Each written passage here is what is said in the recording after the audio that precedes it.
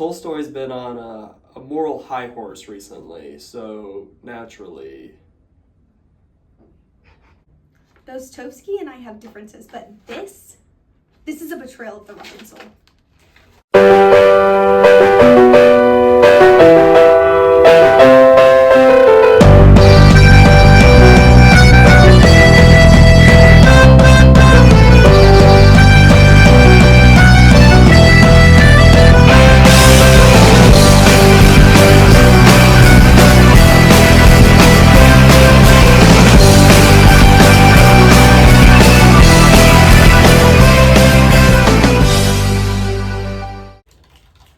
Team meeting.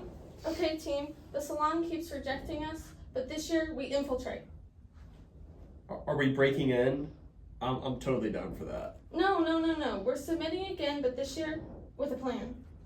What if we just paint what we believe in? No. I've drafted 7 new paintings of lounging women. The salon loves lounging women. Monet paints women lying around. Millay paints farmers lying around. Conrad barfs on canvases. Where's the morality? Tolstoy has never had fun, not even once. Everyone, I would like to introduce you to my latest painting. It's called A True Genius. It's a self-portrait of me. Well, that's not self-indulgent at all. This is going to be the piece that gets me into the salon. Are you sure they want another portrait of you? Shh. A true genius. Monet, you have the humility of Napoleon. If I don't appreciate my own genius, then who will? Monet thinks he invented modern art. And sure, he was really important, but if you ask him, he'll probably tell you he personally dragged it into the future with his bare hands. He's always going on about Olympia and luncheon on the grass, like they changed the world overnight, but mostly people kind of just stared at them confused, while he got mad that they didn't immediately call him genius. This is why society's crumbling.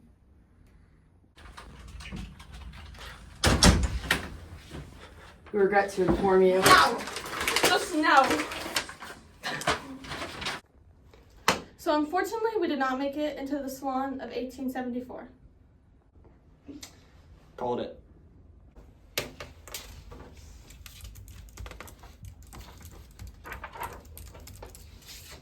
Where's the war? Where's the peace? Conrad? I think that's you. I mean, he'll figure it out eventually. I'll give him 600 pages. Joseph Conrad is a master of psychological warfare, an expert in existential dread, and a relentless observer of human weakness. His magnum opus, Heart of Darkness, exposed the depravity of imperialism, much like I expose workplace inefficiencies. Most of all, he is my sworn enemy, yet, regrettably, a formidable intellect. Tolstoy. He's a Russian novelist, and he wrote War and Peace. He makes sure everyone is aware of that, and embraces radical moral philosophy. He seeks spiritual purity and rejects materialism.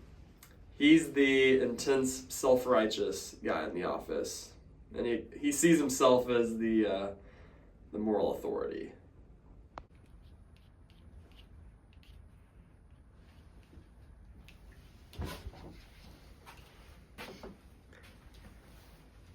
Another field? How exciting. It's called The Gleaners. I'm painting people who actually work for a living. Yeah, but don't you get bored?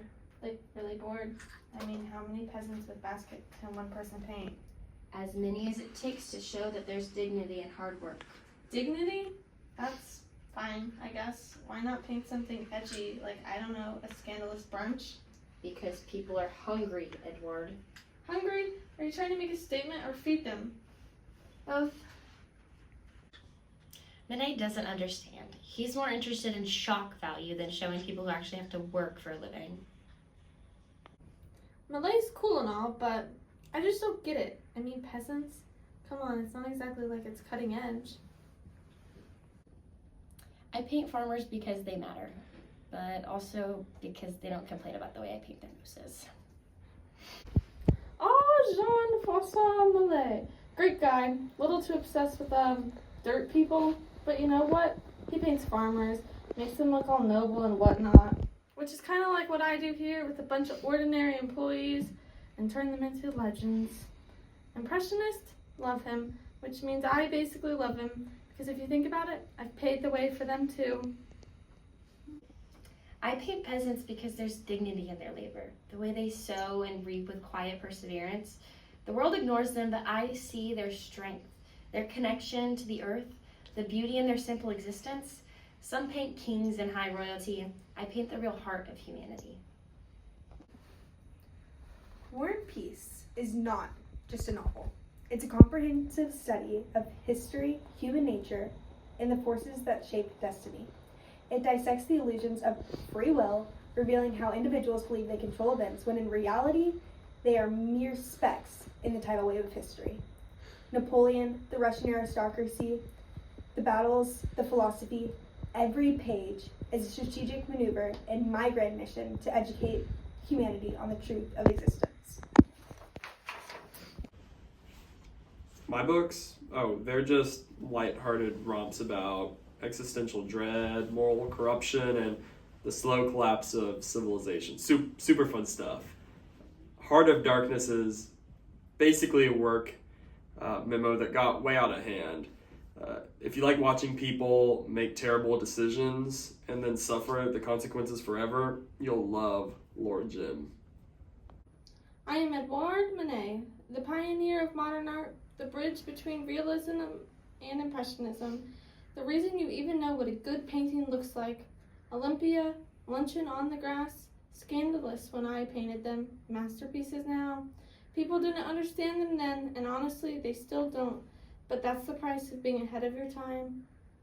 Modernism, it's what happens when people realize the world makes no sense.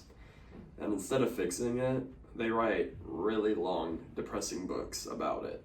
It's like watching Tolstoy overanalyze a lunch order, except instead of just annoying me, it changed literature forever.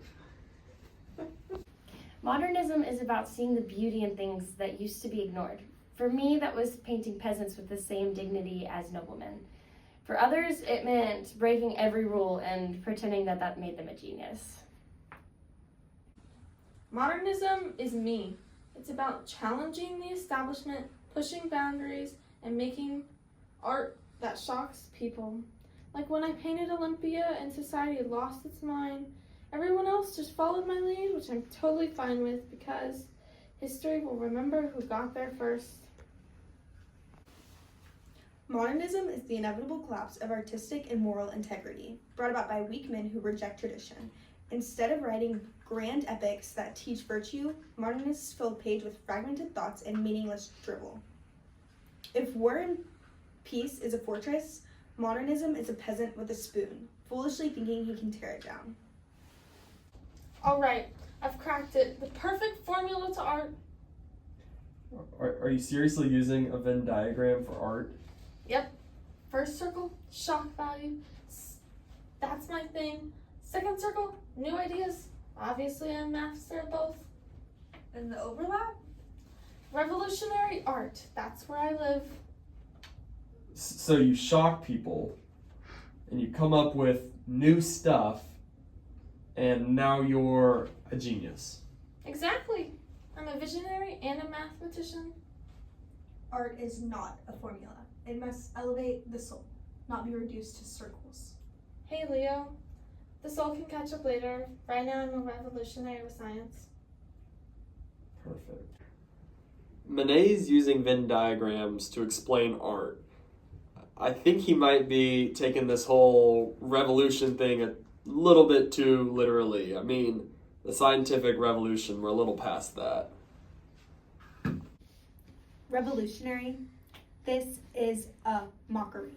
Art should touch the soul, not shock the mind.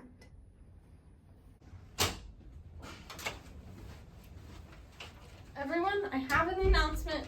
Tolstoy has been promoted to Assistant Regional Modernist. No. Assistant to the Regional Modernist, as per corporate's request.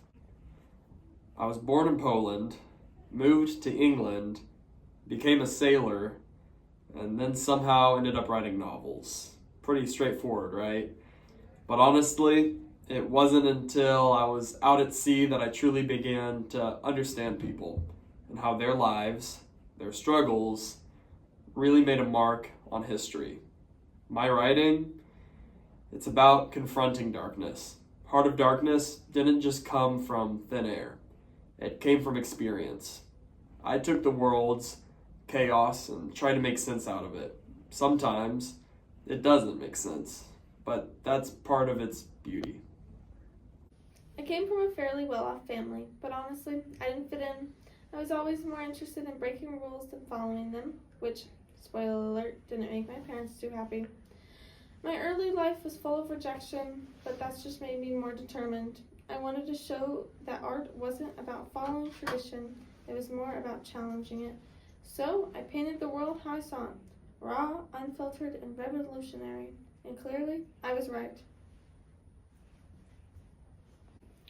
I was born into a noble family, but my early life was filled with excess and emptiness. I lived a life of privilege, but it never brought me true peace.